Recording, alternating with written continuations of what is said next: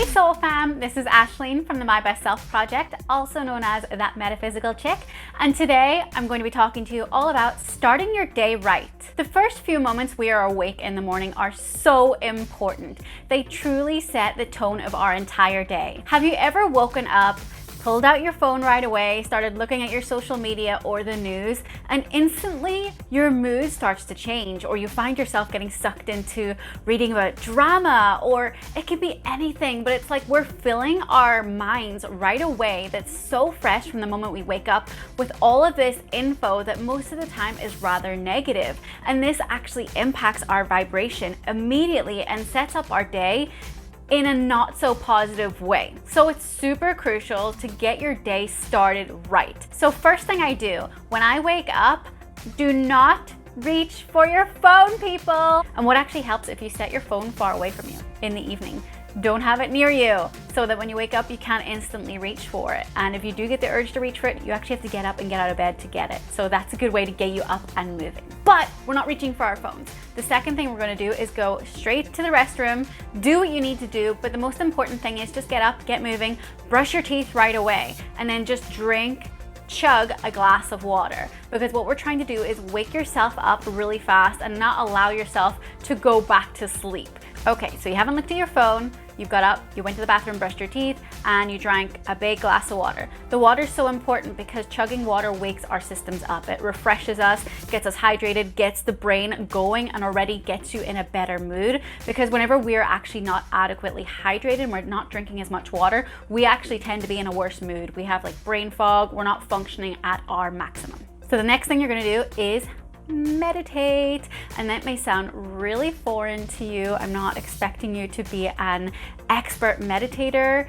It's just simply about sitting in silence for 5 or so minutes, quieting the mind, getting yourself centered and grounded for the day.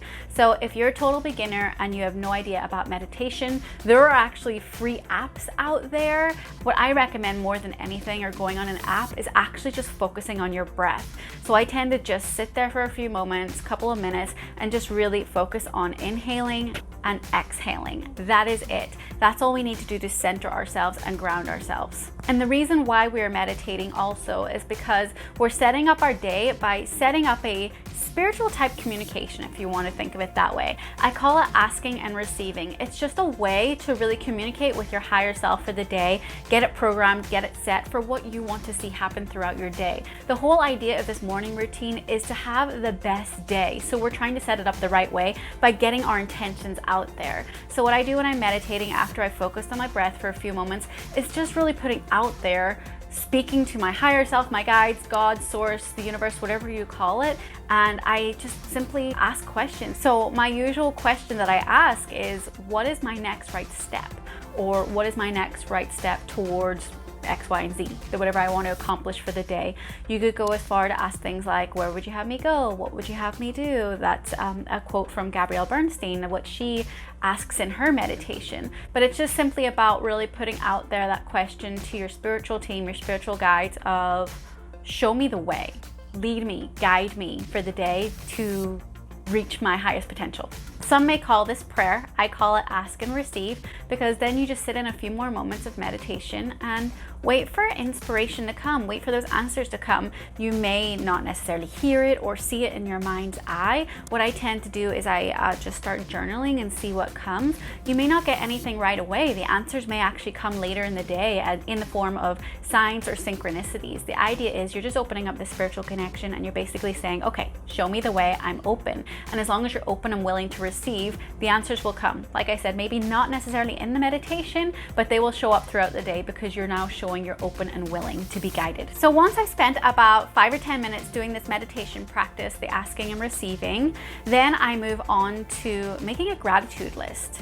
I feel it's so important to take a few moments to really step back and look at what is going on in our life that is good. So whether it's grateful for your children or your partner or your health or maybe you can't find a lot to be grateful for right now. It could be simply that you have a roof over your head, that you woke up in a warm bed, that you have money for the bills, or like I said, if you're struggling with these things, there's always something that we can find to be grateful for. And that's the whole point of this exercise actually, is a lot of the times we're always focusing on the negative things going on and what we don't have and what we're lacking in our lives, and we tend to keep that narrative going. And that's why I say, especially in the beginning of the day, don't look at your phone. We're not trying to start the day with any kind of negative energy or drama. We're trying to set it up in a really positive frequency to get the day going in the right way. So the gratitude list is so crucial to doing this, taking those few moments, 2 to 3 minutes, just to write all the things you're grateful for in your life, and you will instantly feel this huge shift inside of you. And after I do the gratitude list, I write down a couple of affirmations too.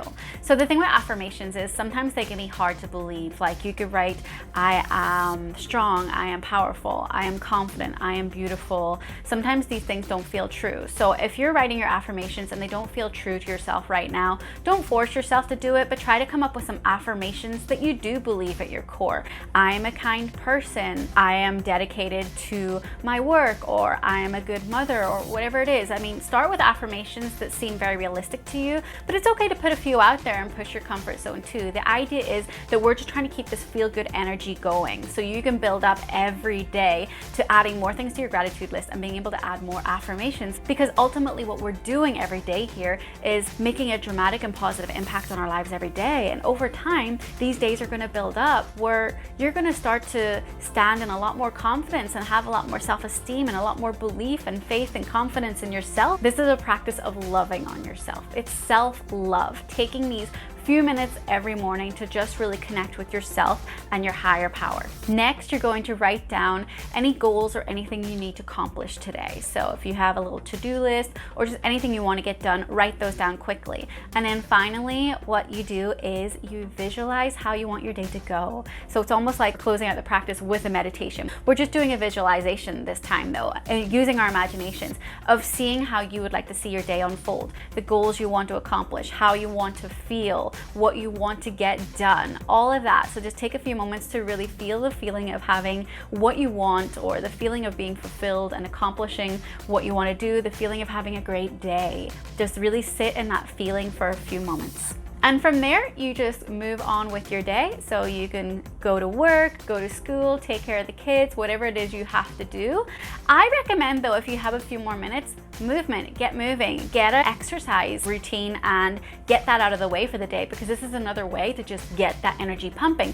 It's accomplishing something great right at the beginning of your day. It changes your energy, it changes your mood, and you feel so accomplished. So I hope you enjoyed my tips for how to start the day right. This is what I do on most days. I will admit I'm a bit of a slacker sometimes. Sometimes I just don't want to do it. No one's perfect, but this is just about moderation. This is about just that tipping point, tipping the scale in one direction rather than the other. I mean, even if you do this for 4 days out of the week, you're starting 4 of those days, the majority of your week, in this great energy. Imagine what you can do if you're doing it all 7 days of the week. If you enjoyed this video, please give it a like, subscribe, and share it to any friends that you feel would love it. And I look forward to bringing your next video soon. Bye.